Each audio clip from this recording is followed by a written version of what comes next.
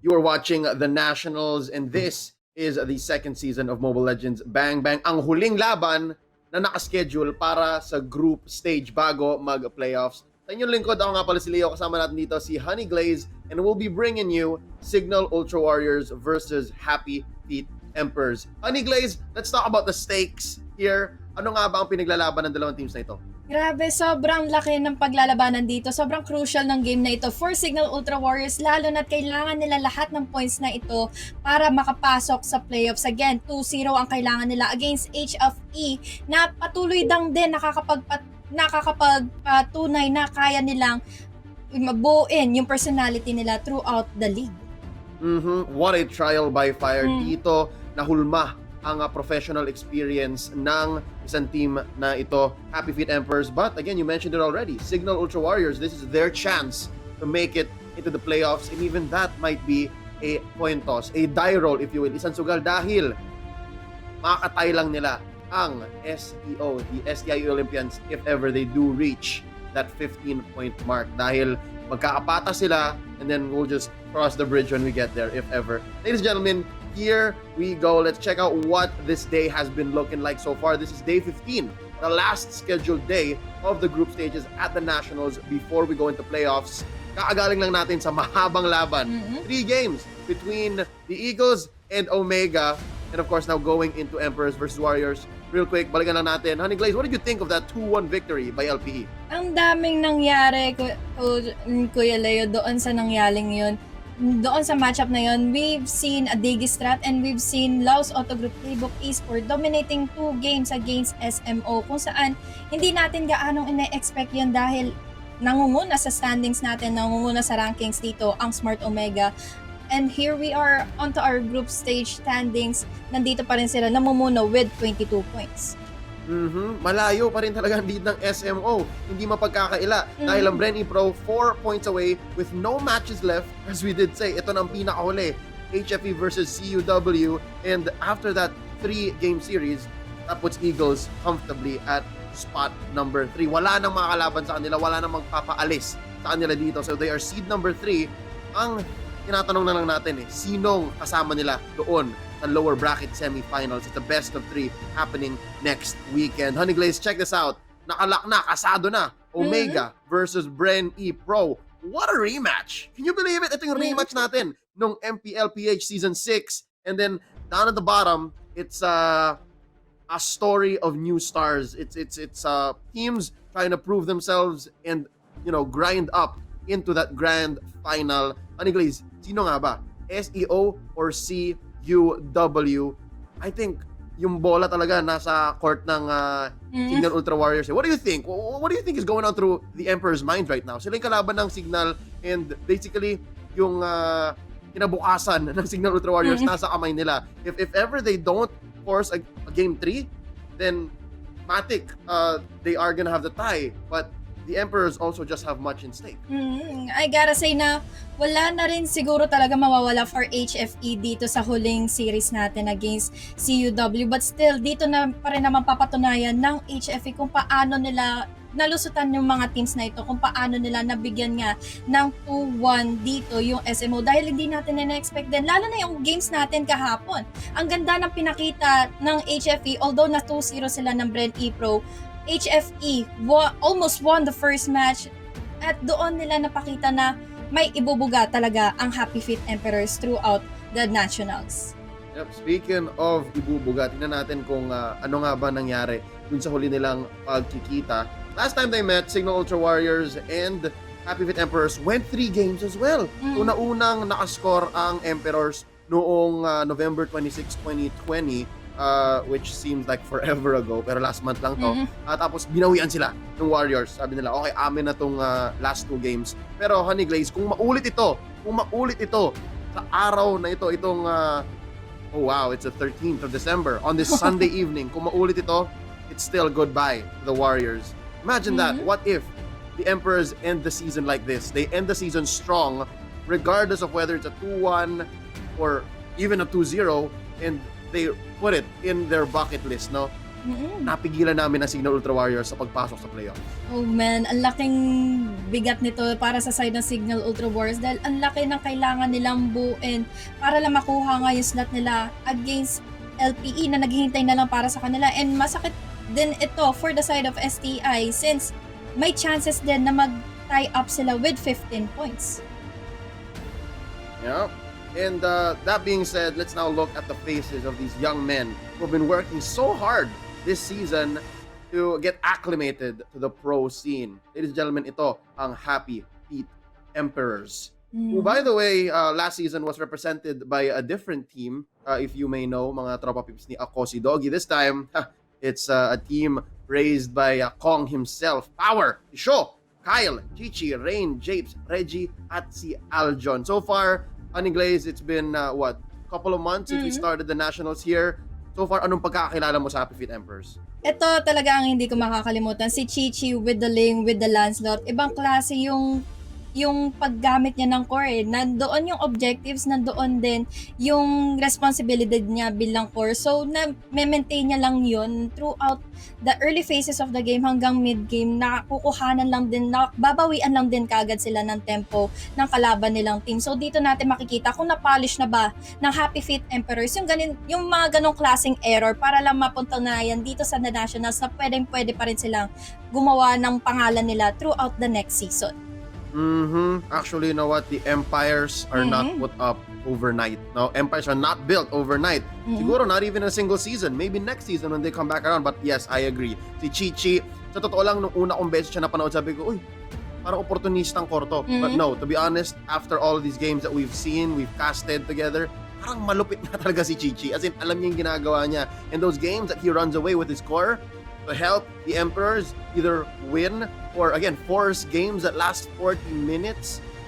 Basically pinapahirapan yung kalaban, ganang-gana. So I do agree, someone to watch out for as well. Watch out for the rest of the Emperors. But right now, let's check out CUW. The Signal Ultra Warriors, they themselves have quite the chip on their shoulder. Siyempre, nandito sila para gumawa ng bagong legacy para sa Signal Ultra. It's Chujin, Rhea, Imba DJ, Janus, Der, and Ben Sanity. As much as I love Janus and Der being newer players added to this roster, I think you'll agree with me, Honey Glaze, na nung simula nila ipasok si Chujin ulit sa side lane, parang mas naging successful ang Warriors. Do you agree? Yes, exactly, Kuya Leo. At nakita din natin yun na kaya niya talaga i-maintain at kaya niya lang i-push through yung lanes niya to the point na hindi siya gaanong mape-pressure. So, ang laking bagay din ito for the side laners. Katulad na rin din ni Rhea na gumagawa din ng pagde-delay sa mga buffs ng kalaban niya. So, they have to look out for Rhea and Chujin through the side of Signal Ultra Wars dito sa matchup between Happy Feet Emperors. At sa alam natin, dito sa current metagame, no, ang daming core. Nagkakalat yung mga core. Halos 3-4 ang core sa karamihan ng mga kupunan ngayon. And yeah, Chujin and Rhea, they are good at that. That's what they do. Looking at the head-to-head here, they both played 21 games, so ito ang huli nilang laro. Alright? So it will go up to 22 each per side here. Average win time, napakatagal.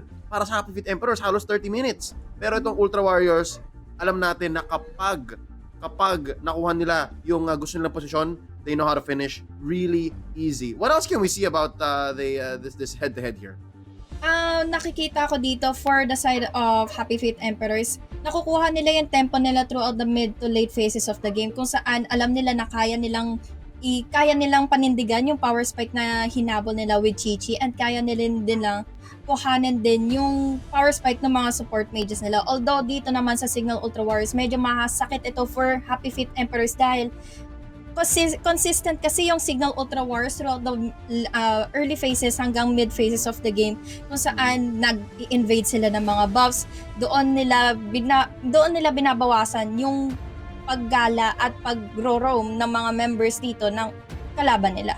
Yep, something to watch out for as well is that astronomically high turtle count, 30 for Signal Ultra Warriors. But we'll check that out later on. We'll track kung talagang makuha nga pa talaga ng turtle more often than not. Looking at this player comparison, Chichi versus Janus, ang kanilang mga core, mga mid-assassin players.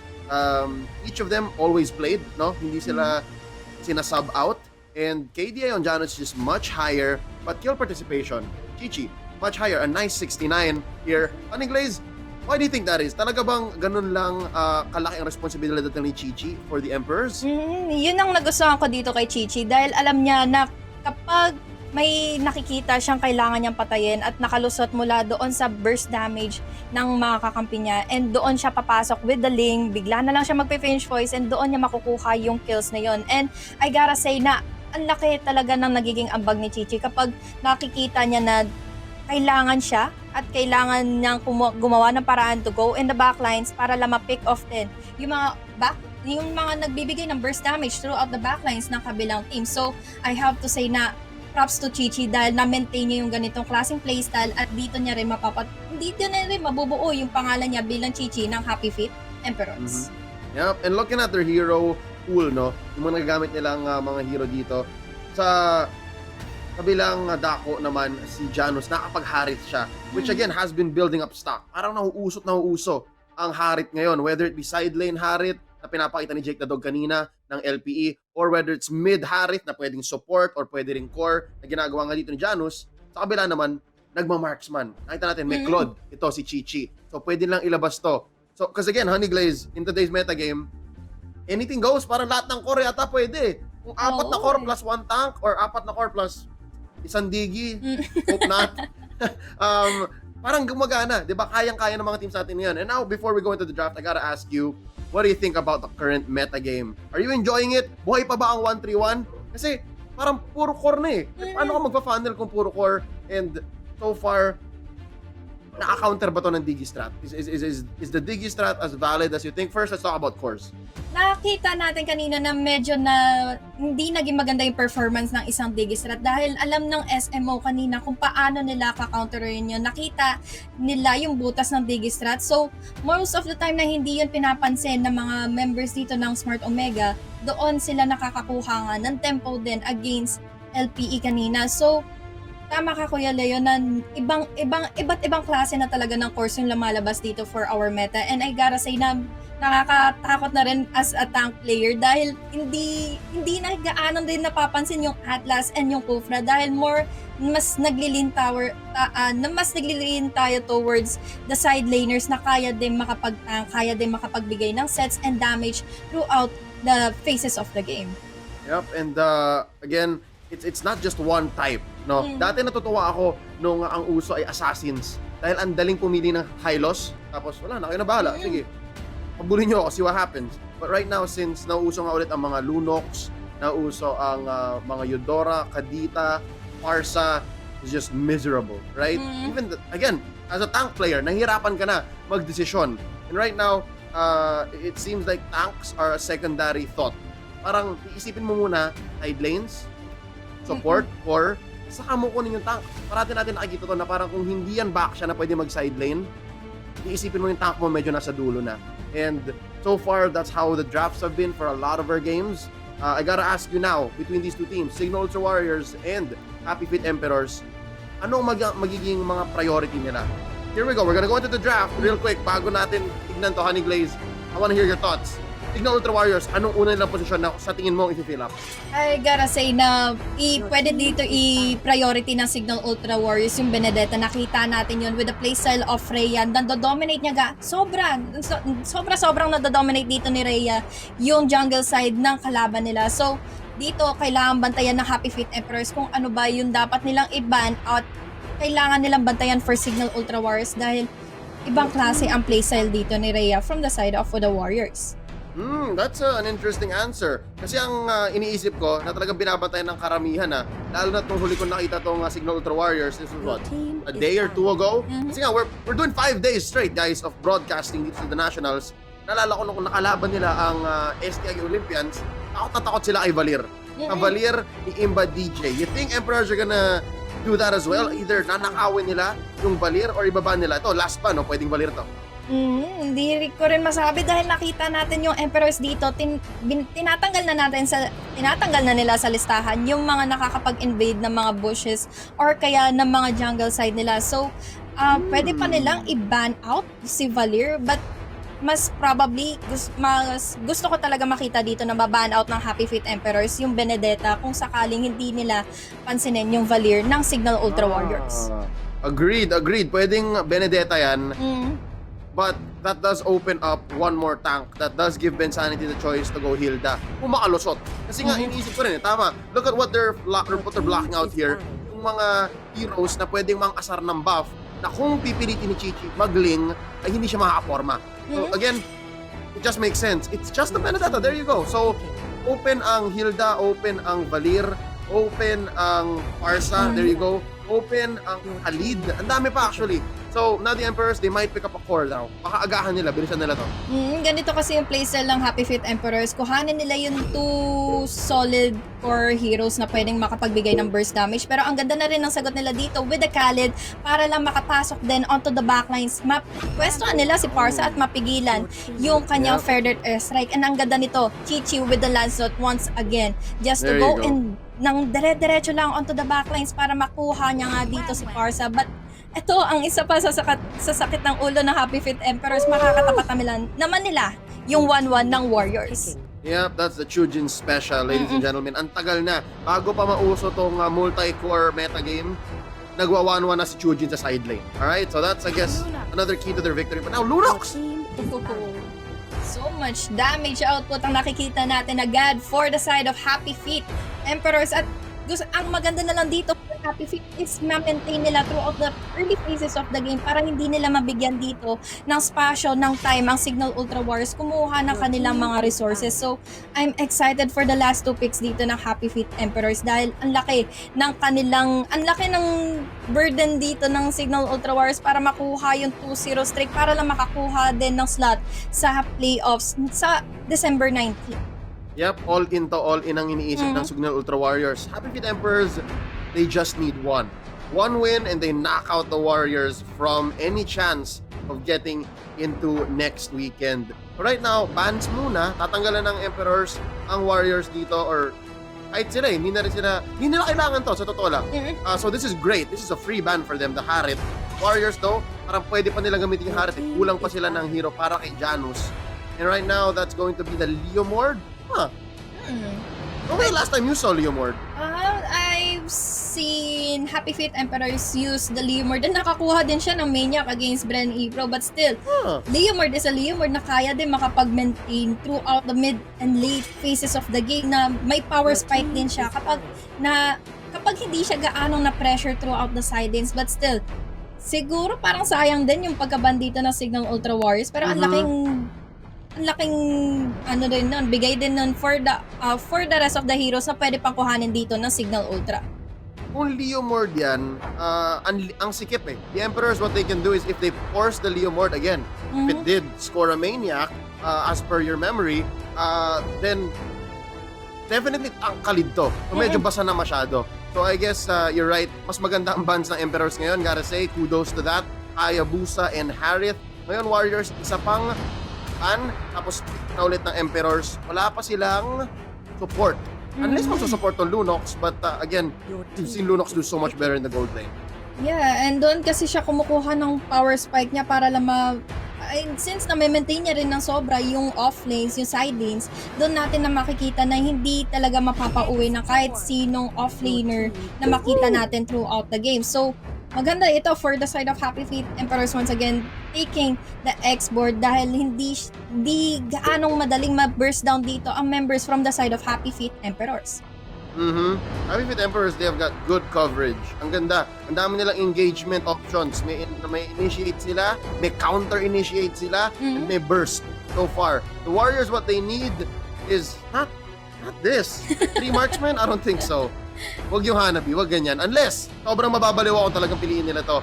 I'm guessing, that looks good. I like this. I like the Esmeralda. And surprising na naalusot pa nga ang Brody. Last pick Brody. I think the metagame was normalized here. I really like this. Paniglaze na hindi na ganong kainit si Brody.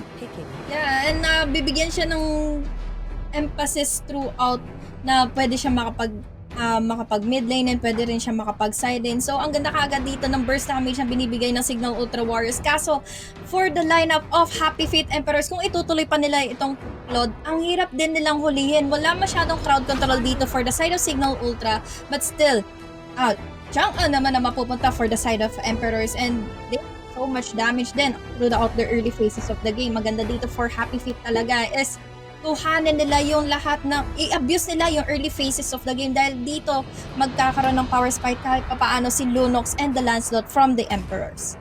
Yep, ang ganda ng mid-game dito ng Happy Feet Emperors. Warriors, mahihirapan sila early game, but if they get past maybe the 11-12 minute mark nang hindi ganun kabugbog, then I think it's gonna be a good game for the Warriors. Maybe finish at 15, 16 minutes kung magawa nila, pero hindi papadaliin to ng Happy Feet Emperors. If anything, the Emperors have lethal intentions here. Honey Glaze, given that, feeling mo game number 1, do you think Signal Ultra Warriors, their lineup has it? Sa tingin mo ba kaya nila? Kasi weird to eh. We know that the Warriors are a very aggressive team, right? In the conclusion of the recently ended Season 6 of the Professional League, sila ang pinakamaraming first blood. Pero parang ngayon, they have to play defensively. They have to protect their cores. I think kaya nila mag-adjust ng ganon? Yes, I think so. Dahil lakas pa rin ang potential na to get the mid and late phases of the game. And with the rotation and with the coverage ng Parsa pick nila kanina, we gotta say na magiging maganda yung pagsisetup nila at magiging safe din kahit papaano yung mga members dito from the side of Signal Ultra Warriors. But then again, ang ganda kasi ng lineup dito ng side naman ng Emperors. They have the Lancelot, they also have the Khalid. Now, once in a moment din, nakikita din natin na ini-invade niya yung jungle side dito ng kanyang mga kalaban. Alright, looking forward to that, hoping that it does work out. So, ibig sabihin nun, si Imba DJ ay napakalaki ng kanyang responsibilidad. Ladies and gentlemen, this tournament is under the supervision and regulation of the Games and Amusements Board. Pasok na tayo, game number 1. Signal Ultra Warriors versus Happy Feet Emperors. Again, so much on the line here, Honey Glaze. Kung makaisa ang Happy Feet Emperors, laglag na ang Signal Ultra Warriors. No chance of making it into the playoffs. Exactly, Coach Leo. Nakita natin today, we are already seeing the Khalid into an attempt to invade here, Signal Ultra Warriors. And ito, maganda kahit papaano nabigyan niya ng damage, nabigyan niya kahit papaano dito ng problema si Baksha dahil nakakuha siya ng damage output from the hero here, from the Khalid, from the side of Emperors. So I think this is, again, it all leads to the Warriors being the defensive team. Tapos, Emperors ang maging aggressor. But hold up! Kabaliktaran ang nangyari sa taas. Rhea, nag-flicker, pinasabog si Shaw. Oh man, Sho is already down for the side of Emperors. Pero ang bilis naman ng sinagot dito ng Happy Feet. Ang maganda nito ay hindi nila pinabayaan kaagad yung offlanes. Yes, makapag-farm pa rin naman kahit papaano dito ang Emperors. But still, medyo alanganin naman nalagay dito ni Japes. Oh, there's a way for you to be, even if the better scaling team, to still be aggressive. Ang bilis sumagot ni Ben Sanity with the roll-in from the backshots. Ngayon si Rhea, ML na ML. Galit na galit. Yes, and ito lang naman ang advantage talaga ng Signal Ultra Warriors. Ang bilis kasi ng lineup nila makapag-rotate, makapagbigay ng response throughout the pressure na binibigay sa kanila ng Emperor. So, they have to look out for this. Kailangan nilang bantayan na yung mga jungle side nila, yung mga bushes na pwedeng taguan dito ng Baksha or the Brody. Enough na yun para makakuha ang Signal Ultra Wars ng kill na naman from the side of Emperors. Si Reggie! Isang hinga na lang, babagsak na. That was a close one for the Lunox. Still though, great start for the Warriors. And you're right, I think yung Emperors ang dapat na bumantay. Kasi feeling ko, they were thinking the same thing na parang okay, the Warriors, they're gonna play defensive kasi nga sila yung mas magandang scaling. Hindi sila mag-pupumilit, hindi sila mag-aasim. Pero baliktad pala. Kasi sila pa yung aggressive, sila pa yung naglalagay ng pressure sa Emperors. Na parang atakin nyo naman kami, kung hindi, pupuntahan namin dito si Reggie or si Kyle. Now, Rhea gonna go down. One, that's gonna be Chichi taking him. Nabawian ang ating Esmeralda sa taas. Pero si Shaw, sa baba. Sagot lang ng sagot dito ang ginagawa ng Signal Ultra Warriors para hindi mabigyan dito ang Emperors ng chance na makita nga yung winning condition nila. And once na makita nga ito ng Emperors throughout the phases of the game, dito na mahirapan ng Signal Ultra Warriors then again kasi marksman ang kailangan nilang ingatan throughout this game. But we have another turtle going to the hands of Happy Feet Emperors habang nakakaroon na nga ng tansyahan dito against Rhea and Chichi onto the top lane. Mano dito ng Happy Feet Emperors. 4 ang pinadala nila para ma-secure ang turtle. And I think the Warriors, they made the right decision. Sabi nila, sige, huwag natin pilitin. late na rin naman tayo. Nag-recall yung iba sa atin. We'll just catch up. Bawi tayo elsewhere. Lumiitan lamang ng Warriors dahil naka-turtle sila doon. 500 na lang dito. For the Warriors, Bensanity, atakiin. Little Wanderer goes over to the Emperors. Oh man, this is looking good already for the side of Signal Ultra Warriors dahil unti-unti nilang nabibuild up yung momentum ng dalawang marksman. And again, ang hirap din talagang i-burst down ng isang 1-1 kapag hindi mo siya nakuha talaga throughout the timing ng second skill niya. And yung stuns ba na available dito for the Emperors, will it be enough to kill that 1-1 from the side of Warriors? Japes with the Raging Sandstorm retreating, going back. Quick Sand Guard, mabubuhay pa naman siya at dahil doon okay pa ang Emperors. Maganda ang decision nila para ilipat si Shaw. Now, Phantom Execution, i-burst down si Imba DJ. There's the Torn Rose, pero makakabawi pa, buhay wings by wings. Magre-recall muna yan, needs to reset. As well, Bensanity, 30 seconds na lang, wala nang perang makuha sa pag-atake sa mga turrets. And right now, that was just a skirmish. I think naintindihan na ng both teams na okay, hindi natin pwedeng isihin lang. Hold up. Ganda. Pwede mo palang gamitin parang ward yung arrows doon ni 1-1 pero too much. 4-on-1 dito. Napabagsak si Chujin. Grabe dito yung patience na pinapakita ni Chichi. Nakita natin kanina na nagtatago lang siya doon sa bush. Hinihintay niya na lumabas yung Parsa with a feathered airstrike. And doon karoon siya kahit papaano ng chance at patumbahin si Imba DJ. But still, ang pressure naman dito for the side of the Warriors, paano nila poprotektan nga yung dalawang marksman nila. Kung ganitong pressure na yung binibigay ni Chichi together with Japes, inaambahan nila ng inaambahan dito ang Signal Ultra Warriors. Si Japes, alalahanan natin, meron siyang Quick Sand Guard at meron siyang Rampaging Sandstorm so he can engage twice. Turtle still going over to Chi-Chi and the HFE squad. Chujin, papabagsakin dito. Woo! Meteor Shower by Shaw! Great range! James, papasabugin ni Imba DJ. Si Janus buhay pa. Sabi ni Reggie, hindi na. Lunox takes one more. It's a 2-for-1 here in favor of the Emperors. At susunod yata si Imba DJ. Oy! Dalawa pa, nabuhay pa si Reggie! 4 para sa isa. Rhea, the only survivor. The Emperors are feeling it. Nagpupush pa sila sa mid all throughout. Oh man, Happy Feet Emperors, nakakakuha na sila ng tempo against Signal Ultra Warriors and we are seeing here Reggie throughout that clash. 5-0 to ang kanyang standing and dito na magiging alanganin ng Signal Ultra Warriors dahil ang dali lang for the Lunox to pick off the 1-1, to pick off Parsa, either Parsa or the Brody. So, ano kaya yung magiging sagot nila? Ano ang pwede nilang gawin pa para pigilan din yung mga binibigay nilang damage dito dahil ang medyo onti lang din yung nakikita nating crowd control from the side of Signal Ultra Warriors. Yep, onti lang yung confirmed lockdown nila, no? As compared to the Emperors who has so much coverage. Again, ang laban ng Emperors, yung strength nila is their decision making. Like, they're the ones who can say where we fight. Now, Rhea, naspatan niya dito si Chichi, alam niya, pero alam niya ba may tatlo dito? Japes and Reggie nag-aantay dito.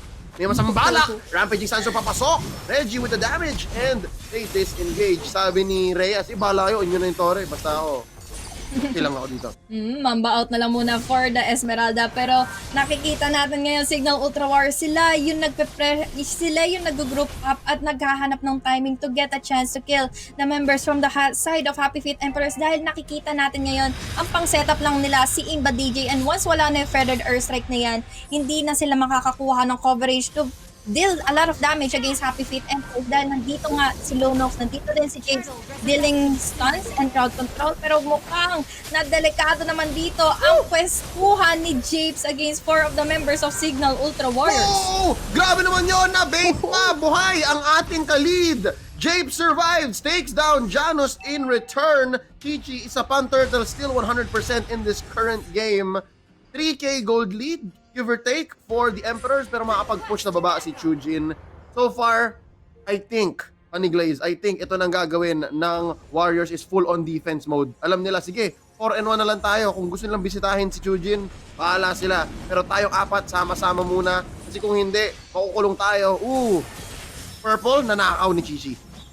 Ganda talaga ng ginagawa dito ni Chichi. Patience is the key para lang makakuha ng pwesto, para makapag-sidestep lang din into the backlines and pick off here Imba DJ and Chujin, but still nakapag-sidestep naman dito si Chujin, taking one turret against Happy Feet Emperor. So ano ang pwede nilang gawin dito? They just have to be worried about Reggie na pwede nilang stand din with with the skill sets na meron dito ang members ng Signal Ultra Warriors.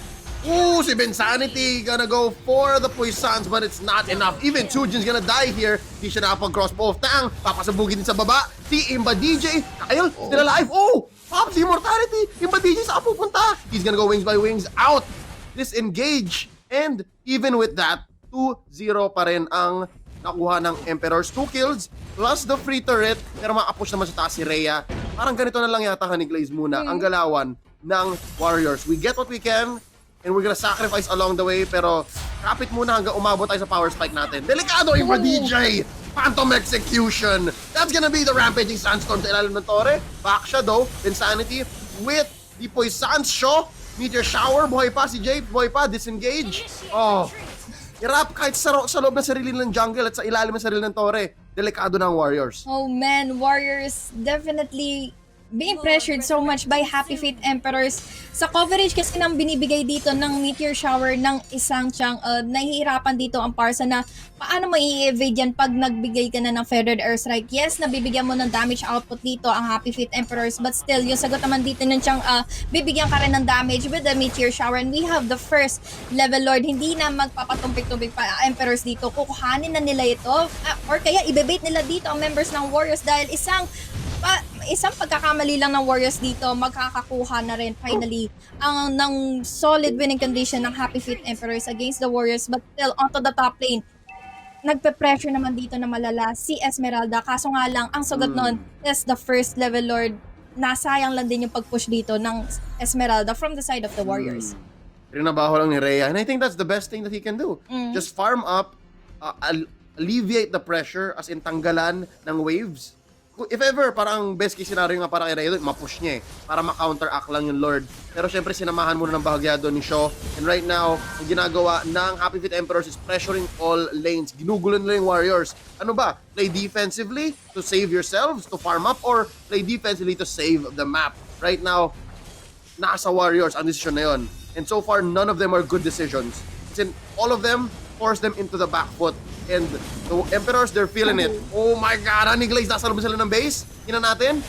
Insanity, pops up Puissance really early. Shaw, with Meteor Shower, papasabugin dito si Chujin agad-agad. Dahil wala ng Firaga Armor, na-push na ang bottom lane. Ang laki ng minion wave na mapasok doon. Feathered Airstrike dito ni Imba DJ. Janus, papatayin na dito. That's gonna be 3. That's gonna be 4. Rhea's still alive. Wipe out. Oh my God, the Emperors are going to eliminate the Warriors from playoffs. Ito na ba yun? Ito na ba yun, Honey Glaze? Feeling ko ito na yun eh. I'm having so much goosebumps, Kuya Leo, dahil ito na nga yun. Happy Feet Emperors will be bagging the first game against Signal Ultra Warriors, eliminating the chances of the Warriors to get to the playoffs. What a game! This is a victory on so many levels for the Emperors. One, Lason. We did say that if Signal Ultra Warriors fail to score 3 points in this series, they cannot tie with SEO and they cannot force a tie. They cannot force their way into the playoffs. And then 2, the Emperors can use any win they can. Diba? Sabi natin na bilang bagong salta sa the Nationals, this is an experience for them. They're learning every step. And right now, nakaisa sila. Ang ganda ng performance nila dito. Early on, it seemed like the Warriors were going to play this scaling lineup very aggressively para mag-snowball. Pero sabi ng Emperors, no? Kami ang early game, huwag kayong ganyan. Exactly, Kuya Leo. Nakita natin dito, Chichi, gumagawa talaga. Ibang klase yung paraan niya dito just to pick off the members from the side of Signal Ultra Wars. And I'm also confident to say na maganda yung naging start dito ng Signal Ultra Warriors. Pero ang bilis na naging sagot dito ng Emperor. Sila nga yung pang first game, sila nga yung pang early game na nakakuha ng mga kills, sunod-sunod na kills. And wala sila kasing pampigil dito with the Lunox na nakakakuha lang din ng magandang timing against the Parsa na magfe-feathered airstrike, and there goes the Chaos Assault. There goes a sure kill for either the Parsa or the Chang sa side ng Emperors dahil may backline sila, may pang setup sila with the Khaled, with the Raging Sandstorm, and doon din yung follow-up damage ni Kal. So, dito talaga magkakatalo when it comes to the drafting phase. Sayang lang talaga dito for the side of the Warriors dahil na-eliminate kagad yung chances nila makabalik sa playoffs ng the National Season 2. The Warriors, their lineup you mentioned, again, ang dami niyang kailangan gawin. Pero yung sa Emperors, engage lang eh. Ang ganda, fundamentals. Ang pasok dito ng Emperors, Coach Kenji knew what he was doing. The Warriors though, I'm really feeling for Yebmeister right now. Sobrang lapit, sana. Sobrang, isang tuo lang ang hinahanap ng Warriors dito. And because of this draft, again, we did mention, and we keep talking about it, that the current meta game is greedy. It's so greedy. Lahat ng core gawin nyo. Diba? Lahat ng core gamitin mo. But as you're gonna see, right here into the highlights, na early game, there was 1 or 2 chances for them to use this damage or maganda naman yung kit eh. Sa totoo lang ng mga cores na to, lalo na si Brody at saka si Rhea na naka first blood. Pero yeah, when it comes down to it, nung naka-forma yung Emperors, it was over. Unless napilit ng Warriors to ito 15-minute, 20-minute game, mahirap di kaya. Alam kasi nila dito kung sino talaga yung kailangan nilang i-pressure. Side lanes talaga yung binabantayan nila. Sige, mag-farm ka na Janus, mag-farm ka na ng jungle side mo yaan sa middle lane. Pero yung pressure onto the top and to the bottom lane, ibang klase. Binabantayan nila maigi dito kung makakakuha ba ng resources si 1-1, makakakuha ba ng pwesto dito si Rhea para lang makapag-engage, makapag-delay ng mga buffs dito ng Emperors. Pero nakita natin na hindi nag-succeed ang Warriors dito to give pressure against Emperors dahil ito ang sagot ng Emperors. We have the Khalid, makakapag-set sila, makakapag-sustain sila ng clash. There goes the follow-up damage din na binibigay ng the rest of the heroes of the Emperors, and ilang turtles din yung nakuha nila throughout this game against the Signal Ultra Warriors. None for the Warriors. Again, our stats say that the Warriors will get the turtle against their opponents more often than not. Pero dito, yung Emperor sabi nila, hindi, amin ang pagong. Okay, wag niyo hawakan yan. And so far, this is the best I've seen the Emperors play. Honey Glaze, how long was this game? I'm sure it was under 15. Oh, it was. For sure under 15. Parang wala pang 12 yata eh. Exactly, nakita natin dito after getting kill after kill against Signal Ultra Warriors, dito na namuo yung momentum ng Happy Feet Emperors na tara, pasukin na natin to, goes in with the kill. Ayun, nakita natin Reggie, inintay niya talaga yung Feathered Airstrike ni Parsa dahil alam niya na walang magagawa yung Parsa para ilagan dito yung Chaos Assault ng isang Lunox, and there they go down into the hands of Happy Feet Emperors. Another win for Happy Feet Emperors into this game. And nakita natin, Chichi, walang iba, ang MVP of the game against Signal Ultra Warriors. Yep, the first few times, again, I have to admit, ladies and gentlemen, the first few times I watched Chichi, sabi ko, uy, parang ano to, alam niya kung kailan papasok, alam niya kung ano yung spots niya. Parang nabanggit ko kanina, di ba, opportunista na core. But to be honest, he's just fundamentally sound. He's just that damn good. 8-0-0. Also, besides being good, madamot siya. Lahat ng kills kanya, wala siya assist. Yeah, and nakita natin doon yung patience ni Chichi. Patience is virtue for Chichi para makita niya, para maspatan niya kung sino dapat yung patayin niya throughout the clash. Hinintay niya na makapag-feathered airstrike dito yung Parsa, and ang lambot din kasi ng lineup dito ng side ng Signal Ultra Wars, and napakadali para i-burst down iyon ng draft naman dito ng Happy Feet Emperor. So kudos talaga para dito kay Coach Candy and the rest of the members of Happy Feet. Yep, very impressive. Again, sometimes if your team is going through a rough season, you have to redefine kung ano yung victory condition ninyo, kung ano nga ba ang makakonsider ninyong win. Okay? And right here for the Emperors, I can say this is a win. You affected the brackets. You changed the fate of one team, a very strong team at that. And because of this I don't know, this powerful move of finishing the Warriors in this game number 1 under 12 minutes, parang maaalala na natin ang Happy Feet Emperors mas lalo. Kilala na natin sila. They know, we know that they can do great things like this. Right now, ladies and gentlemen, magbe-break lang muna kami real quick. Game number 2 coming at you. Again, this is Signal Ultra Warriors versus Happy Feet Emperors, at lamang na ang Happy Feet Emperors. The Warriors eliminated from the playoffs. We'll see how this plays out. You're watching the Nationals. My name is Leo. This here is Honey Glaze. Kami magbabalik. Welcome back to the Nationals. This is second season of Mobile Legends Bang Bang, and this right here, ladies and gentlemen, could possibly be the very last game in all of the group stage in this season. Ako nga pala si Leo, sa inyong lingkod, kasama natin dito si Honey Glaze, and we just witnessed Happy Feet Emperors take game number 1 and in effect eliminate Signal Ultra Warriors from the playoffs. Honey Glaze, I can only imagine what's going on in Signal Ultra Warriors heads. Maapektuhan ba to ng kanilang game 2, their performance? I think yes. Do you agree?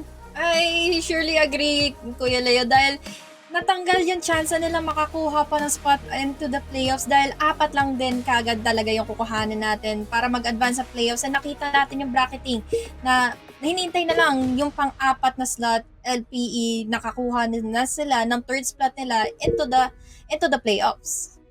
Yeah. And in fairness, I love Signal Ultra so much because of this reason, alright? Because I know na lalabas pa rin nila ang best. They're gonna give their best, they're gonna play their best in this best of 3, even if they have been in effect eliminated. We still might see a game 3, no? Yun pa rin ang ating hinahanap dito. Imba DJ and the gang, i-game 3 nyo to. Gandahan nyo yung game number 2.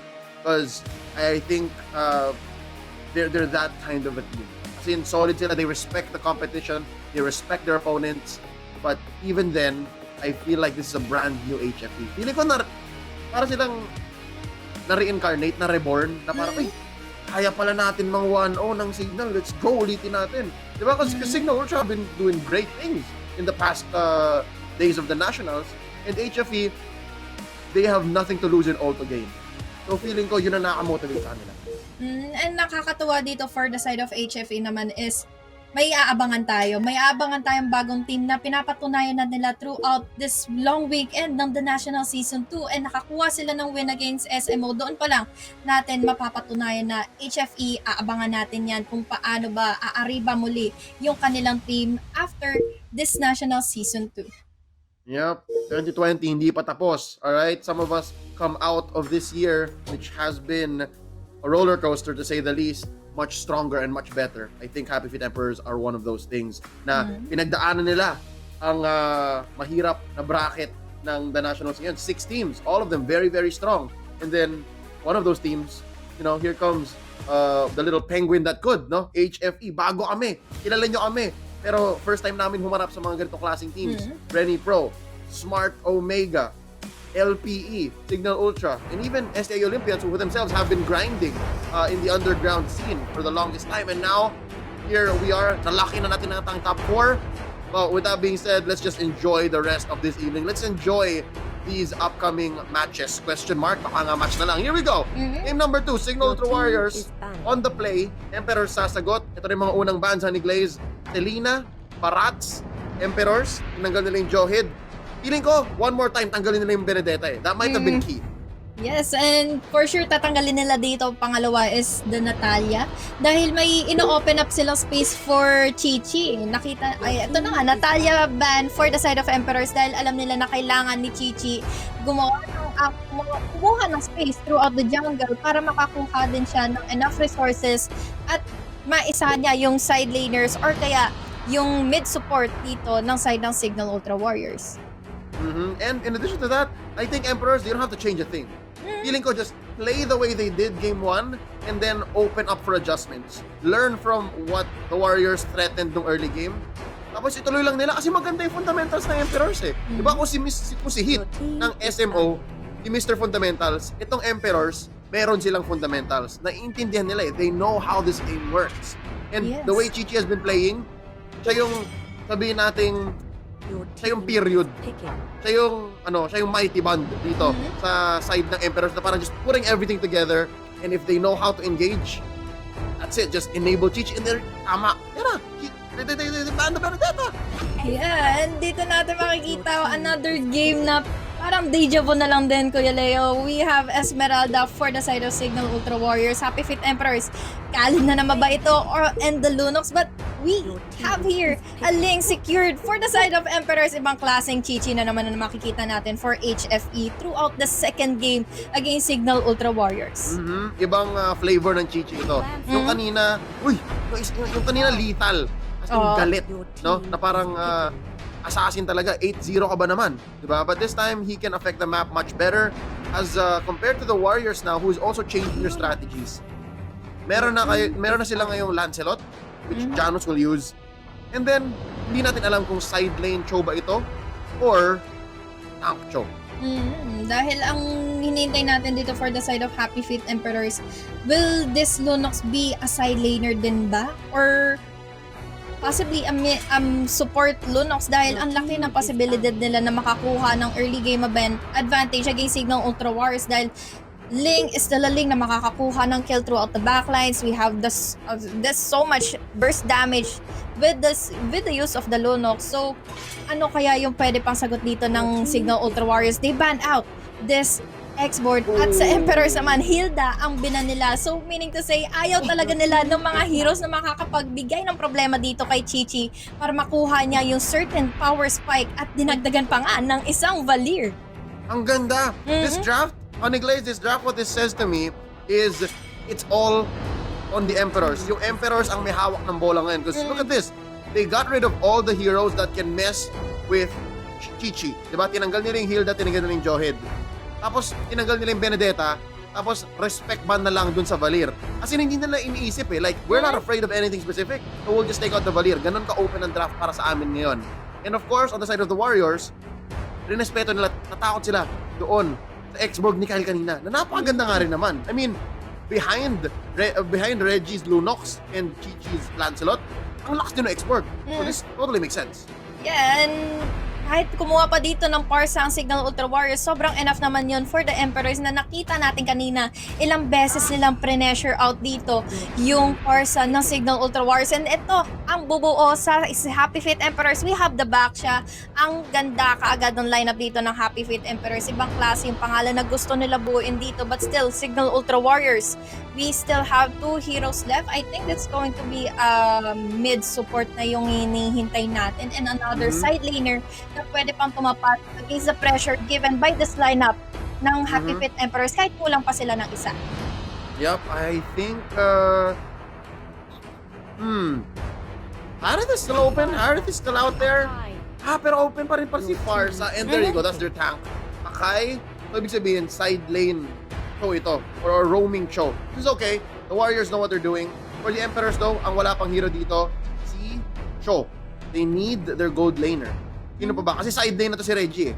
Side lane na tong Baksha. Or pwede sila magbaliktad actually. Pwedeng Khalid side lane and then Baksha ang magiging tank. Pwedeng side lane Lunox support Kagura. Dito talaga nakakalito yung bagong meta, Kuya Leo. Napapansin natin na hindi mo talaga masasabi kung sino bang tank, kung sino bang offlaner yung pwedeng kumuha nitong lane na ito. So, we have a Kadita pick. Lastly, for the side of the Emperors, delikado ito for that Parsa dahil papasok lang dito si Kadita, magsa-stun, magda-knock up, then there goes the rough waves and initial damage kaagad yun for the side of Happy Feet Emperors dahil sobrang laki na kaagad ng damage output dito ng Emperors, but still, Signal Ultra Warriors, they have the Akai, they also have the Esmeralda na pwede rin makapag-power spike throughout the mid and late phases of the game. I like what the Emperors have done here, Honeyglaze. They made very smart decisions and they have great coverage. And looking at it, yun na nga, ang final lay of the land. Magiging tank Khalid yata yun. I saw. Tank Khalid and then side lane back siya.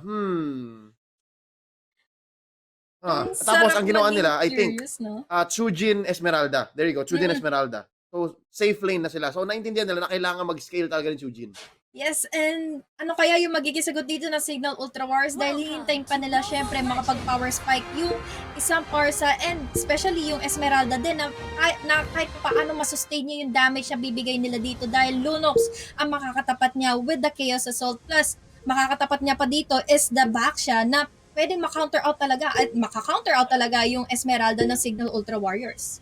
Yeah, it's not fun. Not fun. This is going to be, again, a game for Signal Ultra Warriors wherein they have to choose their fights. Kailangan nilang sabihin, okay, dito tayo lalaban, ito na yung spike natin, or ito na yung opportunity natin. Because again, a lot of this remains on Chujin. Chujin here is going to be key. Ladies and gentlemen, before we get started, this tournament is under the supervision and regulation of the Games and Amusement Board. Makakapag-sweep ba ang Happy Feet Emperors or will Signal Ultra Warriors force a game number 3? Here we go. 3 in the mid here for Happy Feet Emperors. Bibisitahin ni Japes ang mga buff. Check niya. Ano nangyayari dyan? Oh, nanggugulo lang. Khalid na naman ang nakikita natin dito na makakapagbigay lang din ng pressure against Janus, against Iba DJ. Pero ang ganda ng ginagawa dito ni Iba DJ para lang ma-zone out din dito si Japes dahil kahit pa paano may stun din pa rin naman yung Farsa na ito na nga low on health na kagad si Khalid. Mapapa-disengage siya at nasayang na din yung oras na nabuo doon dahil nakakuha dito ng sure buff si Janus and makakakuha din ng time dito ang Signal Ultra Warriors. Makuha pa yung kanilang mga resources dito sa kanilang jungle site. I think it's key as well for Emperors, no? Na protektahan din si Chi-Chi. Kasi nga, kapag nakuha na ng purple tong Ling na ito, early on, like kunyari, at least ito, masaya siya kasi naka-buff siya agad. Pero mamaya-maya, mga mid-game, after the second rotation, after the second wave of jungle creeps, baka doon na masaktan, doon na mahirapan. And look, so far, lamang si Chi-Chi si XP, ah. Itong maganda for the side of Emperors, alam nila na saan yung pwede nilang nilang maging limit pagdating sa mga pag-i-invade. And ito na nga yung ginagawa nila. They are giving Chi-Chi enough time and pressure para lang makapagkuha lang din ng mga kills. Pero onto the top lane, there goes down Japes into the hands of Signal Ultra Warriors. Big rotations from the Warriors. 4 ang pumunta doon. And yeah, that's fine. It's something that will happen to Japes a lot. Lalo na't hindi pa siya ganun kakunat.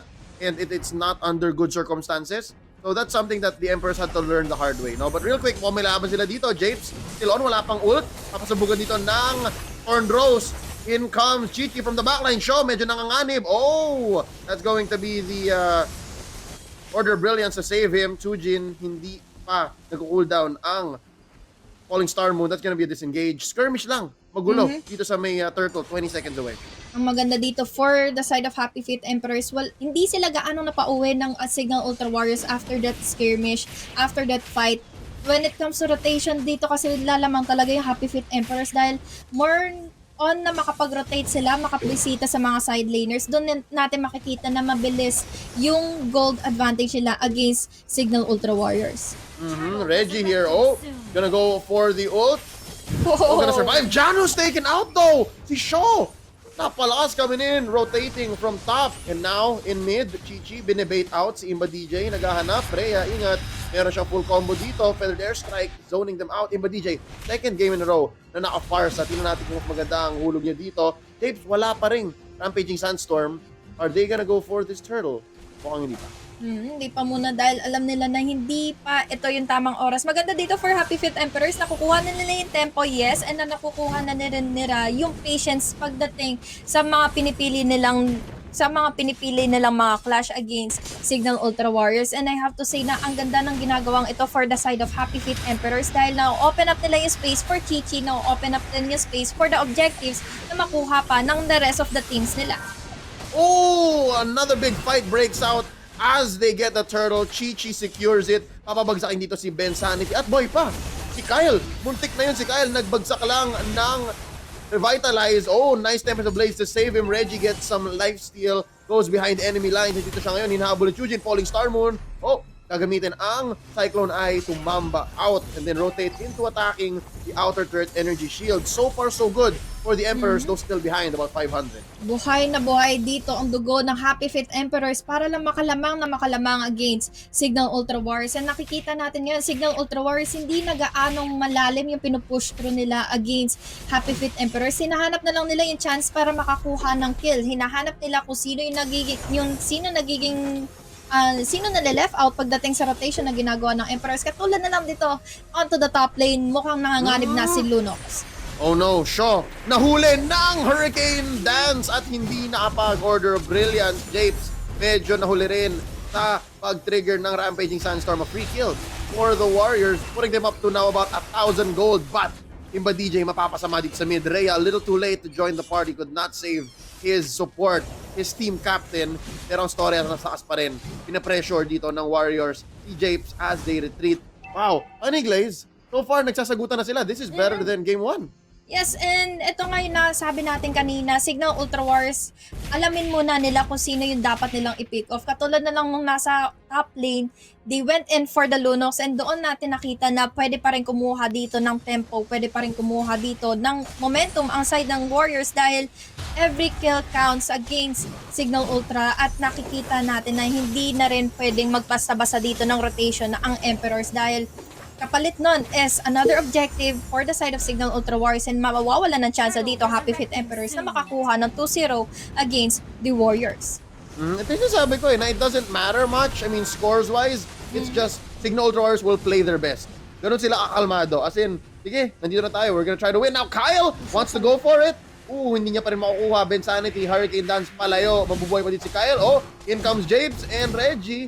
Pero hindi nila pipilitin. Dito lang sila. Nag-aantay sa baba si Rhea. Abantay kay Chichi. Will they go for the turtle this time? I think they can. This is a 4v4. Malayo si Tsujin.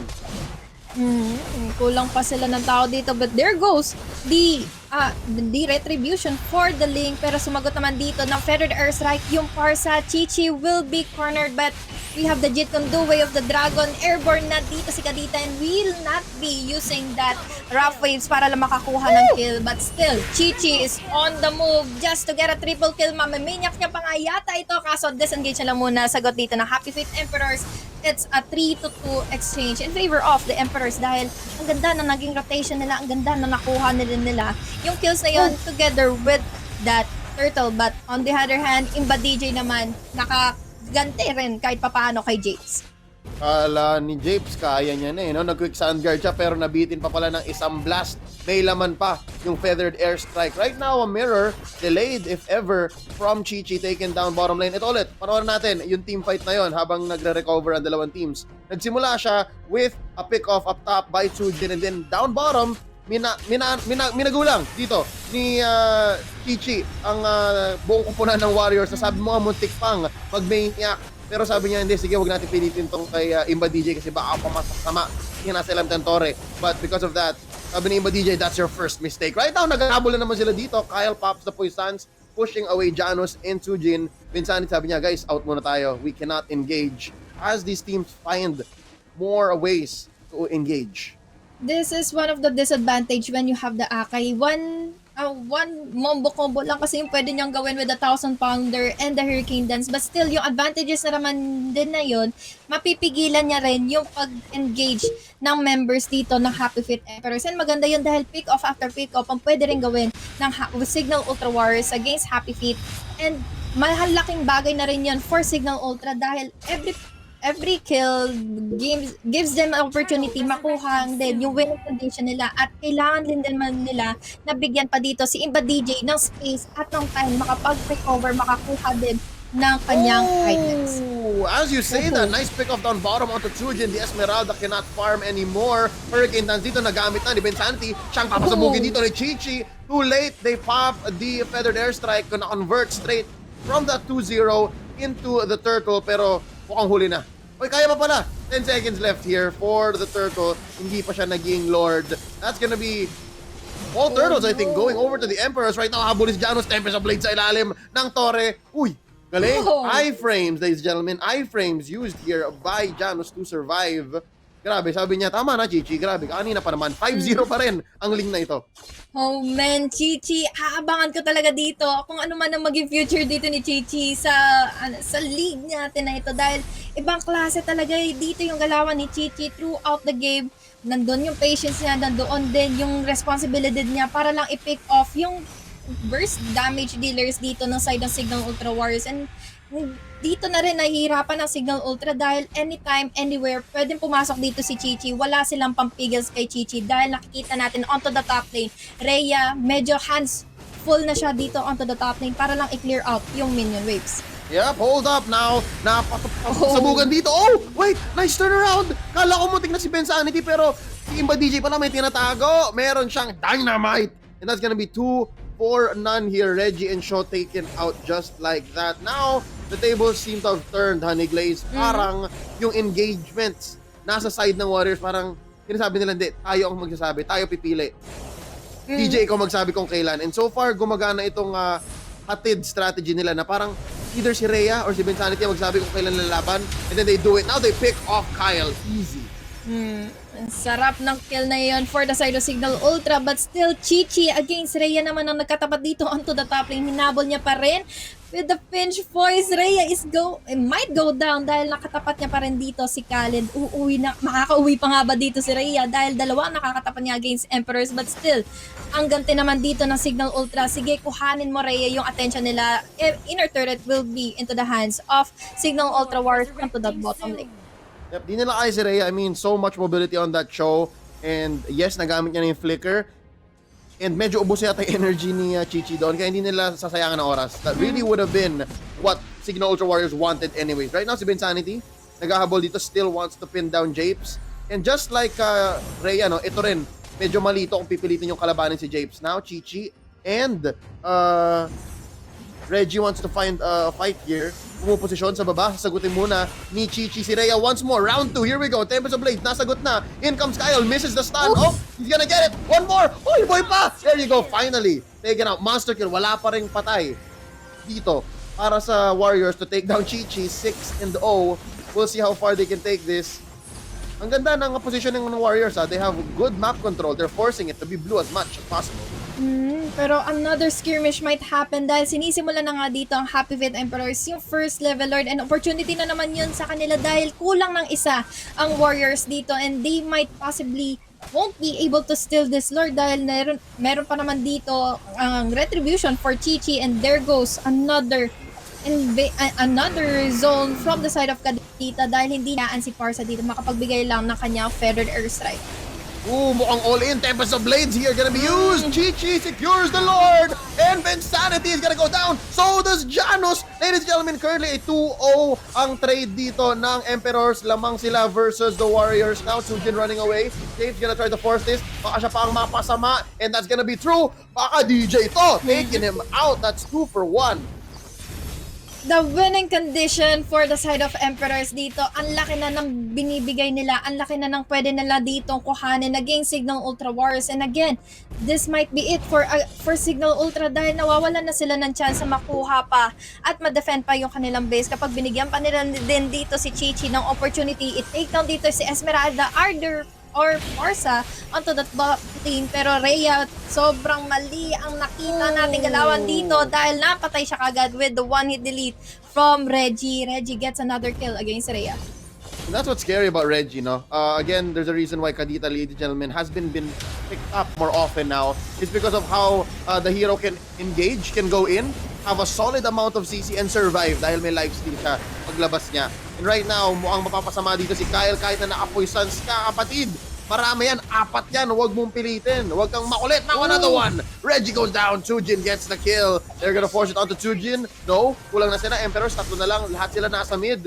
Kulang ang kanilang firepower para mapilit ang push na ito. They're gonna disengage and just pressure the rest of the map. So far, so good for the Warriors still. Wala naman 2,000 ang lead ng Emperors and hindi pa sila butas. Ito ang mga errors na kailangan bantayan ng Signal Ultra dahil more errors na magawa dito ang Happy Feet Emperors, more opportunity for them to get back into the lead dahil 2K lang naman ang nilalaman dito ng Happy Feet Emperors at hindi na rin nalalayo ito dahil ilang beses na rin dito nakakuha ng kill si Janus, ilang beses na rin dito nakaporma si Chujin para lang makakuha ng kill against Emperors, but still yung chances kasi dito ng Happy Feet Emperors para mapigilan yung Signal Ultra Warriors, they have the Khalid, they also have the burst damage from the Lunox and from the Kadita dahil ang laki ng opportunity nila kumuha ng kill with the Parsa na ganito lang yung gagawin niya, feathered airstrike just to zone out Happy Feet Emperors with that incoming flash. So far, Signal Ultra Warriors made the most of the absence of the 2 members of the Emperors. Tinan mo, Glaze, blue na yung mapa. Kanila na push na nila. And again, this is no small contribution, not in any small contribution to the rest of the team. Now, hindi lang yan si Imba DJ, hindi lang yan si Janus. Maganda ang ginagawa rin ni Rhea at ni Bensanity. Action Jackson sila. Never sila nagsistay sa isang lane. Parati lang sasamahan yung team. Parati nilang hahanapan ng magandang butas ang Emperors para mapag-engage. And so far, minsan nga si Rhea magpupumilit pa mag 2v1 eh. Pero kaya niya naman, nabubuhay naman siya most times. Dahil Chu is still a Chu na pwede rin makapag in and out. At nakita natin yung pagbabuy time niya, pagbebait niya dito with the Khaled and with Chichi doon sa top lane kanina. Doon nakakuha din ng opportunity at ng space pa ang Signal Ultra Warriors to get another objective dahil ang laki ng objective na yon, inner turret kapalit ng hindi mo napatay na choose. So, ang laking chance pa rin dito for the side of Signal Ultra Warriors na makuha pa rin yung tempo nila against Happy Feet Emperors.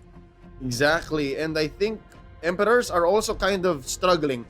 Nahirapan sila mag-push dito kasi alam nila na kapag tayo nagpo-push, kapag tayo nandito, the rest of the Warriors are elsewhere. So lugi tayo. May mga configurations kasi yung team ng Emperors na kulang sila ng firepower. That's what you get when you have two tanks. Diba? Ika nga, you have the Khalid and you have the back siya, side lane back siya.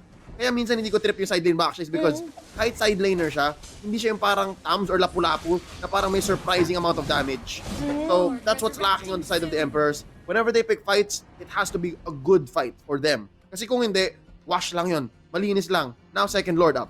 Yes, and I like what you said na hindi talaga maganda kapag naging side lane dito si Baksha dahil ang kulang sa damage, kulang din sa stuns, and kulang din sa pag-sustain. But there goes down the Baksha dahil tatlo ang umaabanse talaga sa kanya. Pero onto that Lord Pit naman, gumagawa na rin dito ng paraan para ma-steal ito ng Signal Ultra Warriors against Emperors.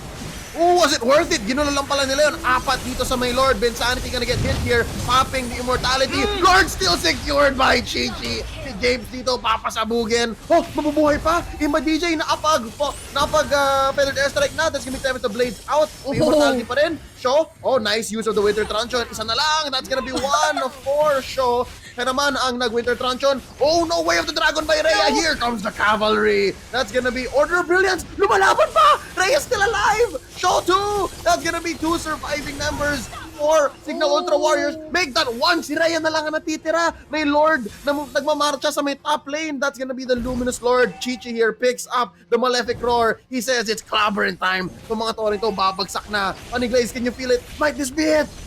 This might really be it dahil ang laki pa ng hinintay nating death timers for the members of Signal Ultra Warriors. Ito na nga na naman yung Tempest of Blades. Sumagot naman dito with the sure kill for the side of Emperors. Nakuha nila yung win. Another win against Signal Ultra Warriors. What a game for the side of Happy Feet Emperors. Oh my gosh. Emperor sweep Signal Ultra Warriors. Essentially, yung wala na kayo sa playoffs kanina, period lang yon. Ngayon, wala na kayo sa playoffs, naging exclamation point. What a statement by the Emperors, closing up the season strong, sweeping arguably one of the longer tenured teams, and of course, still one of the best teams in all of professional Mobile Legends, Signal Ultra. Wow, I did not expect a 2-0, not like this. This is all Emperors. Yes, and we've seen so much from Chi-Chi, we've seen so much from Reggie, and ito yung duo na hinahanap natin at magiging kampante na pwede mong iwan sila throughout the game at pwede mong makita na makakakuha sila ng sure kill dahil yung sa rotation na pinapakita dito ng Emperors, sobrang on point na hindi rin dito nakakakuha ng tempo yung Signal Ultra Warriors against Emperors. Sayang nga lang din dahil nakabuo din dito yung Signal Ultra Warriors against Happy Feet Emperors to the point na may chance na sila makuha yung momentum against Emperors. Diba? Again, I can't pinpoint a specific way that the Emperors won this. Kasi parang kahit nadikit sila kahit 14 and 16 to, the Emperors just knew what to do with what they had. No? Again, they have 2 solid frontliners, si Kyle at si James, Baksha and Khalid.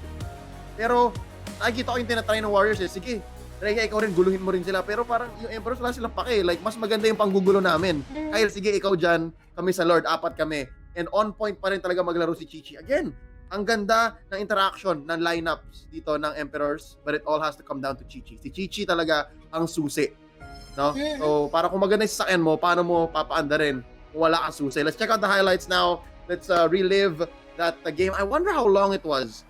Honey Glaze, parang under 15 ba to? Or parang lumampas naman? Oo, may second level Lord kasi. Ay, oo, lumampas, oo. Pero sobrang action-pack niya eh. Sobrang gina-gina mga teams natin na without shorter. Maybe under 20. Yes, and narinig ko rin yung sinabi mo kanina, na minention mo na kanina na yes, gagawa nga dito si Rhea ng pang-disrupt lang against Happy Feet Emperors para makuha nila yung objectives. Kaso kasi with the use of Q, ang hirap maka-pick off sa ganitong klaseng lineup ng Happy Feet Emperors. We have the Kadita na pwede lang din lumangoy. We have also the Lunox with the Order of Brilliance. So, hindi ka makakapag-pick off mo usually talaga si Chi-Chi kapag hindi niya na nagamit yung Tempest of Blades niya throughout the clash. But here, ito kasi yung maganda for Chi-Chi, yung patience niya talaga para makakuha ng pick-off, para malaman niya kung sino ba yung susunod niyang papatayin dahil inuna niya si Rhea dito, sinunod niya si Bensanity, at hindi niya nga dito kinuha pa, trinay pa kuhanin si Imba DJ. Disciplina is key for Chi-Chi throughout this game. Well, they did lose Japes seconds after that. Pero okay lang si Japes. Wag lang si Chi-Chi. Wag lang si Chi-Chi. Wag si Reg. Wag si Sho. Okay si Chi-Chi. Okay si Japes tsaka si Kyle. Yun lang. No? Those are the tanks. Anyways, now this is the first. Yan. So, na-secure na naman nila after a retrieve and of course after a Tempest of Blades. Tapos sobrang napasama ng Warriors dito, no? Oo. They lost so much. Plus the Lord. Yes, and nakita natin dito kung gaano mag-push through si Jace para lang makakuha pa ng chance dito ang yung Happy Feet Emperors na makakuha ng jungle side nila. Ito yung magandang place ni Chi-Chi. Naghintay siya, kumuha ng Lord, Retribution. Sayang nga lang dahil ang lapit na dito ng Signal Ultra Warriors, manalo makuha yung second level Lord na yon. And yung timing kasi ni Chi-Chi dito, on point just to get the Lord, just to get the kill. And ang maganda dito dun sumagot si Lunox with also the Winter Truncheon para lang ma-evade niya yung damage ng Parsa. And doon din, sumagot kaagad si Chi-Chi to get a kill against Rhea. Yep, Truncheon on Truncheon plus Order of Brilliance harap. Di ba? Aggressive siya eh. Di ba? Ibang klase yun na that's just great communications from your team. Sabihin mo, sige man, ilaban mo pa. Nandito kami, ilaban mo pa. And because of that, it was just the perfect storm leading to this victory 2-0 once more. Your MVP for this game, Reggie, on that Kadita 1, 4, and 10. Again, we can just say anything we want about Chi-Chi. Again, it's all true. Sobrang lupit niyang core. But yeah, Reggie here as the support player Kadita. What can you say? Iba rin kasi yung pressure na binibigay ni Reggie with the use of Kadita. Papasok lang siya with the rough waves. And yung pang knock-up niya doon sa Parsa. So, hindi makapwesto dito si Parsa. Siya lang kasi yung mamatain talaga ni Reggie dito eh. Magbibigay ng stun, magbibigay ng damage output. So, hindi makapwesto yung Parsa, hindi makakuha din ng positioning dito yung Lancer. So, it's very well played for the side of Reggie para makuha lang din yung ganitong klaseng advantage against Signal Ultra Warriors. Impressive stuff from the Emperors here. Ladies and gentlemen, these are your results for the day. Isang 2-1 na malupit, mahabang series. The Eagles finish it against Omega. And of course, the Emperors. What season closer for them. 2-0 against the Warriors. Yes, and I gotta say na sobrang overwhelming yung last day ng group stages. We have here the remaining 4 na magkikita-kita sa December 19 onto the playoffs. We have Smart Omega with 22 points, Brent Epro naman with 18 points. We have Laos Auto Group Playbook Esports Eagles with 17 points and STIE Olympians with 15 points. Malinis ang ating offs, ladies and gentlemen. No ties to be broken. And this is your definitive brackets for next weekend. Again, it's Omega versus E-Pro in the upper bracket. So, ito dalawang team na to, meron silang effectively dalawang buhay. No? Isa sa upper bracket, pag natalo, laglag lower bracket, and then from there, you're done. But, the Eagles and E-Olympians, merong rivalry itong dalawang team na to eh. I love what's going on between these two. They only have one life. If they lose this matchup, they're done. At makakalaban nila ang malalaglag from the upper bracket. And then we go from there. This is happening this coming weekend. No? So abangan ninyo yan, ladies and gentlemen. Mainit ang playoffs. Honey Glaze, what else can we say? Oh man, I'm so excited for the playoffs dahil ibang klase nga. Katulad na lang din ng minention mo kanina, Kuya Leo, na may rivalry against LPE and SIE Olympians. So, I'm very excited. Abangan nyo on December 19 and 20 for the playoffs ng the National Season 2. Alright, with that being said, ladies and gentlemen, bago pa iba ang makita sa mukha ko dito, this camera is acting up. Sakto, buti na lang, show's over. Ladies and gentlemen, thank you so much for making us part of your weekend. Thank you so much for always watching the Nationals. Last 2 days coming up. Again, nabanggit na ni Honey Glaze, 19 and 20. Abangan ang playoffs on behalf of Direct Ad and everyone behind the scenes, our league ops, our production staff, our management here at the Nationals. And of course, Butters and Manji. And ako nga pala si Leo. Kasama natin si Honey Glaze. We'll see you next weekend. Have a great evening. Welcome back to the National Season 2 Mobile Legends Bang Bang. My name is Eliza Taylor. Ako nga ang makakasama niyong host para sa gabing ito. At syempre, nandito yung ating mga shoutcasters, sina Leo at si Honey Glaze. You guys, good job para sa inyo. And grabe, nakakagulat na matchup to. Nakakatuwang resulta para sa ating lahat, and especially to all the fans out there of Happy Feet Emperors, diba? Nakakuha sila ng 2-0 against Signal Ultra Warriors dito. But to make the party more, alam naman natin, no? The more the merrier, diba? Para maramihin natin yung kasama natin sa araw na ito dahil for the very first time, meron tayong makakausap from Happy Feet Emperors. Let us all welcome Chichi, ang ating assassin dyan, no? Chichi, how are you? Kamusta ka naman dyan? Okay lang po. Ayun, no, si Chichi. Congratulations sa inyo. Napakadaming sticker ng nasa likod ni Chichi doon. Chichi, may konting katanungan lang ako para sa'yo at yung mga shoutcasters din natin, may mga katanungan din sila sa inyo dito. Pero ang aking tanong dito ito, ang pinakaunang series win nyo na 2-0 nyo, yung mga kalaban ninyo, no? And sa buong The Nationals run, actually. Ngayon, ang tanong ko is, ano bang ulam natin dyan mamaya? Oh, mukhang masarap ba? Masasarap ba? Ano, normal na ulam lang? Kung ano yung usual? Ulam? Parang nararamdaman ko dito. Dito? Hindi. Ano po? Wala. Kasi po vacation na din po kami. Parang magluluto lang po sa bahay na parang normal na araw. Oo nga, no, malapit na yung Pasko, guys. So, advance Merry Christmas sa inyo dyan sa bootcamp nyo. Ito naman, ang sunod kong katanungan para sa'yo, Chichi, no? So far, as a team, as Happy Feet Emperors dito, kamusta yung experience nyo? Alam naman natin na nag-struggle ang Happy Feet Emperors. We also know na malaki din yung mga improvements and future improvements pa na kayang gawin ng Happy Feet Emperors. Although you struggled sa season na ito, anong nangyayari ba? Ikwento mo sa amin, ano bang nangyayari sa likod ng Happy Feet Emperors bootcamp tuwing mga matches? Ano po, every game po talaga may practice mo. Siguro po din lang po naganda yung naging run namin ng first 4 games namin sa Nationals kasi sobrang down po kami, as in parang hindi namin lagi natatalo, pero nag-start po yun nung nanalo po kami. Parang tinaasan na lagi namin expectation namin na mananalo kada game. Kaya lalo pa namin pinagbubot yan nanalo. Talagang expectations talaga. Kasi naman dito sa mga tournaments natin, expect the unexpected talaga. Maraming lalabas na hindi natin na ine-expect. Now, ang tanong ko namang sunod sa'yo is, kung merong isang team na makakalaban ulit ang Happy Feet Emperors, anong team yon tsaka bakit? Brand Esports po. Brand Esports. Brand E-Pro. Bakit Brand E-Pro? Para po masalo ko po malaman ng role ko.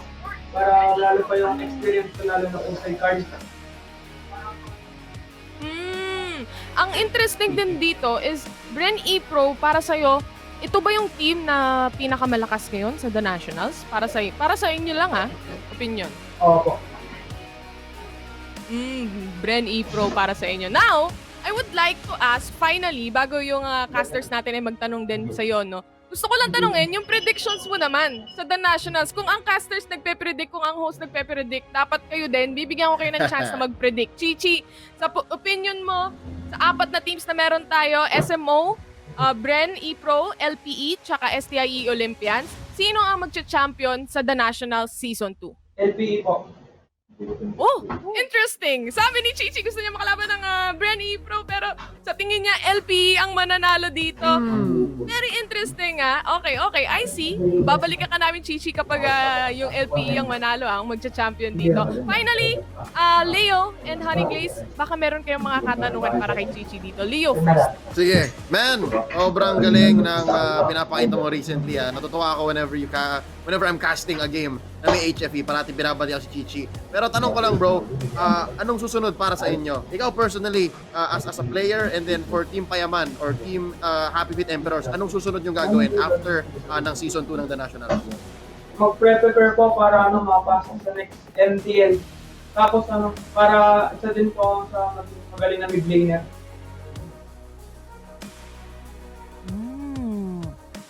Ganun naman talaga ang mga goal ng mga teams na meron tayo talaga. Preparation agad sa mga susunod na mga matches nila. Honey Glaze, ikaw, meron ka bang katanungan para kay Chichi? Yes, hi Chichi. Sobrang ganda na naging series nyo today against Signal Ultra Wars. So, gusto ko lang naman malaman kung sino yung naging inspiration mo para magawa yung ganong klaseng performance against Signal Ultra.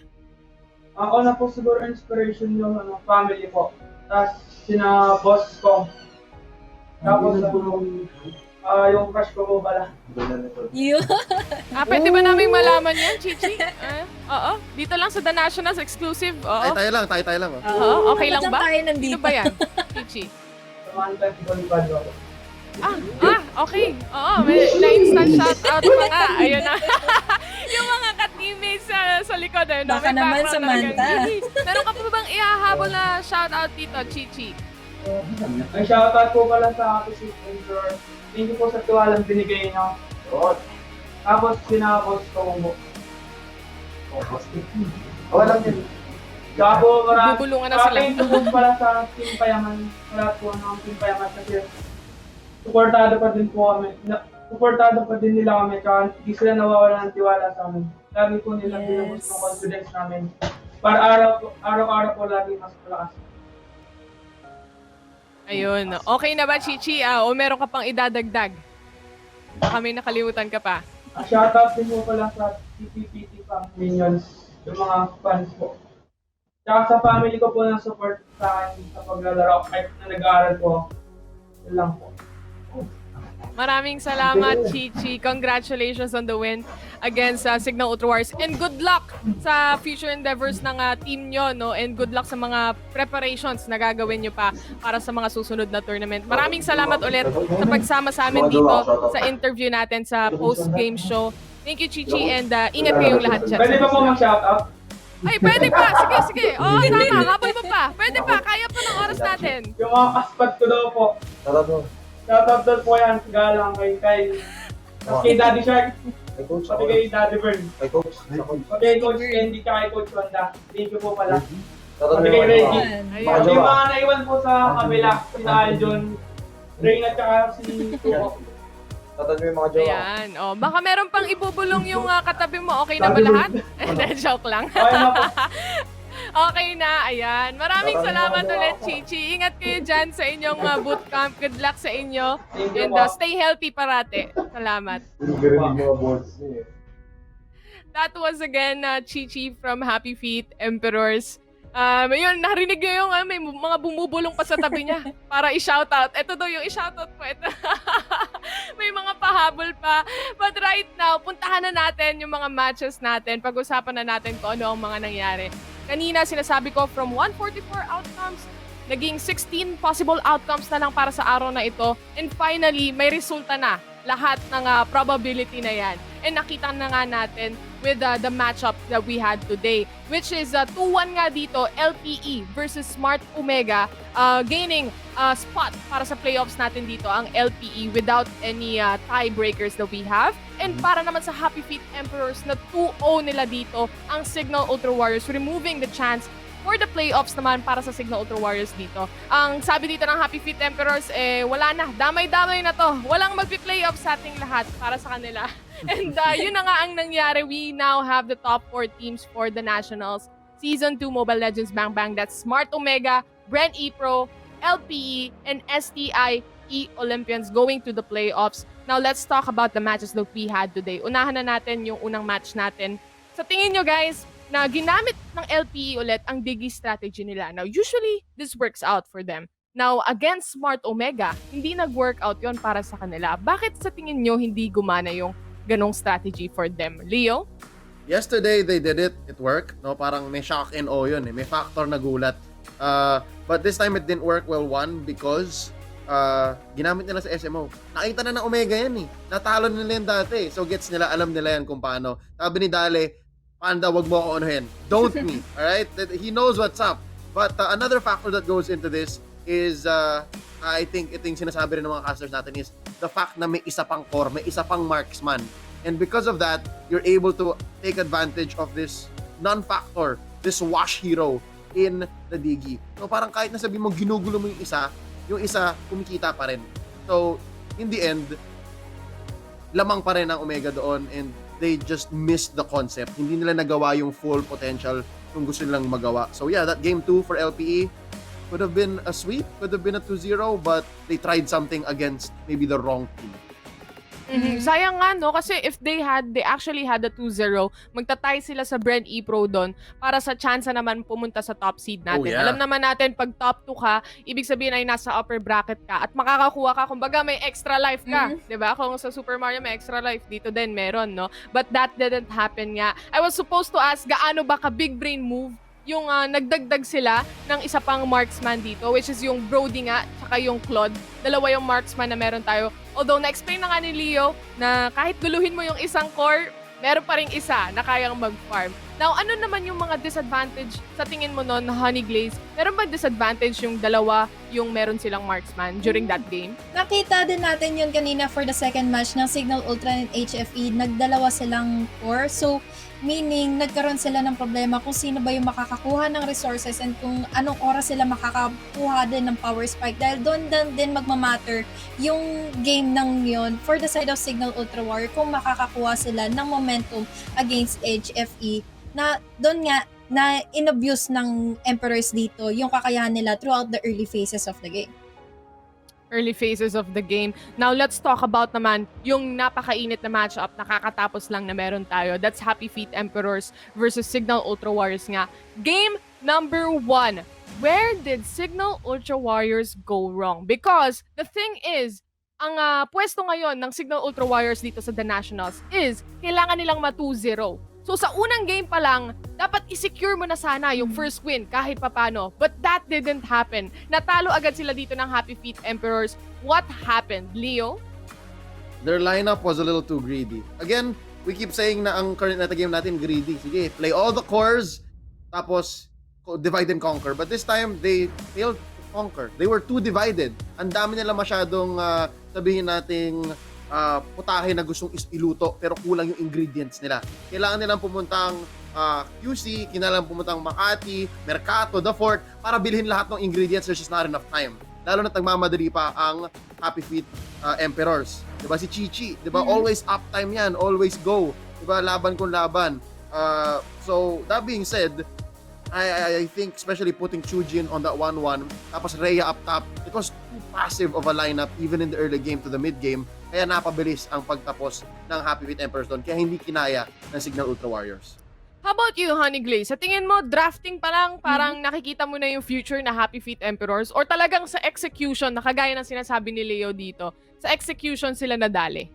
Para sa akin kasi execution bonus na lang din yan for the players dahil alam naman natin na sobrang galing na ng mga players na ito. May papatunayan na rin naman na sila and doon talaga sa draft nagpagkakatalo for the side of Signal Ultra Wars dahil doon sila nahirapan na paano nila sasagutin yung ganitong klaseng lineup na binigay ng Happy Feet Emperors throughout that game. Well, that's it, no? Narinig na natin from both of you guys. Now, final questions. Alam ko naman, pag nagpo-post game ako, meron tayong mga katanungan dito na out of this world.